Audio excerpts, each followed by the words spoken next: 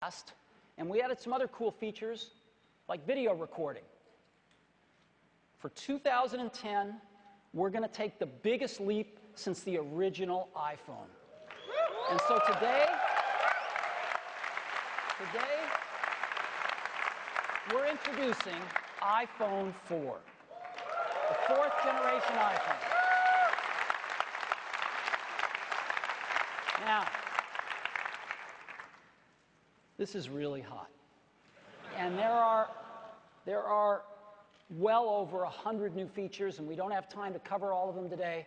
So I get to cover 8 of them with you. 8 new features of the iPhone 4. The first one, an all-new design. Now, stop me if you've already seen this.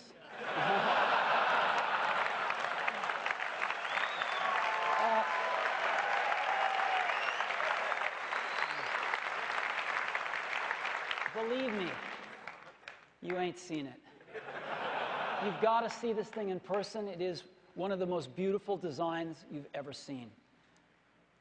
This is, beyond a doubt, the most precise thing, one of the most beautiful things we've ever made. Glass on the front and the rear, and stainless steel running around, and the precision of which this is made is beyond any consumer product we've ever seen.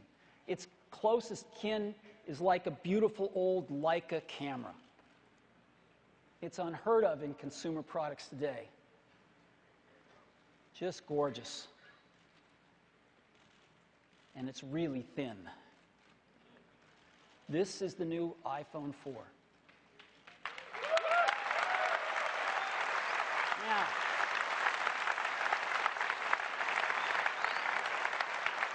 it is just 9.3 millimeters thick. That is 24% thinner than the iPhone GS. Again, a quarter thinner in something you didn't think could get any thinner. As a matter of fact, it is the thinnest smartphone on the planet. So let me point out a few of the things, a few of the external things on it. Here are the volume controls, volume up, volume down, and mute. On the front, we have a front-facing camera. We have the receiver. We have the home button. We have the micro SIM tray. We have a camera and an LED flash on the back. If we look at the bottom, we've got the microphone, the 30-pin connector, and the speaker. And if we look on the top, we've got the headset jack, we've got a second mic for noise cancellation, and the sleep-wake button. Now, because there have been a few photos of this around, people have asked, what's this? Some have even said, this doesn't seem like Apple. What are these lines in this beautiful stainless steel band? Well, it turns out there's not just one of them, there's 3 of them. And they are part of the entire structure of this phone. That stainless steel band that runs around is the primary structural element of the phone. And there are these 3 slits in it. It turns out this is part of some brilliant engineering, which actually uses the stainless steel band as part of the antenna system. And so one piece is Bluetooth, Wi-Fi, and GPS, and the other is UMTS and GSM. So it's got these integrated antennas right in the structure of the phone. It's never been done before, and it's really cool engineering. So we have an all-new design. It's the thinnest smartphone ever. It uses stainless steel for strength. It uses glass on the front and the back for optical quality and scratch resistance. It's got integrated antennas and extraordinary build quality. Again, I don't think there's another consumer product like this. When you hold this in your hands, It's unbelievable. So this is our all-new design for the iPhone 4. That's the first one.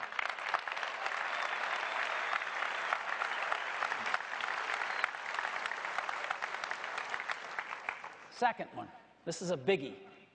Something we call the Retina display. What's that? Well, in any display there are pixels. Here's 4 of them. We start off with the Retina display by dramatically increasing the pixel density. 4 times as many pixels in the same amount of space. Now, why is that important? Well, let's make more pixels, and let's say we want to draw the letter A. And this is the outside boundary of one of the strokes of a letter, the letter A. Well, as you can see, we turn on pixels inside that stroke. We can get far more precision the more pixels we have. And we play all sorts of tricks by putting different levels of gray pixels on that line as well to try to fuzz it for our eye. But when we zoom out of this, what you can see is that because we have 4 times as many pixels, we get really, really sharp text compared to what we normally get on displays of lesser resolution. Now, the Retina display has 326 pixels per inch.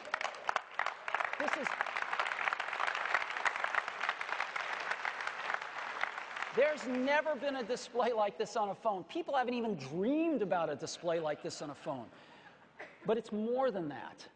It turns out that there's a magic number right around 300 pixels per inch that when you hold something around 10 or 12 inches away from your eyes is the limit of the human retina to differentiate the pixels.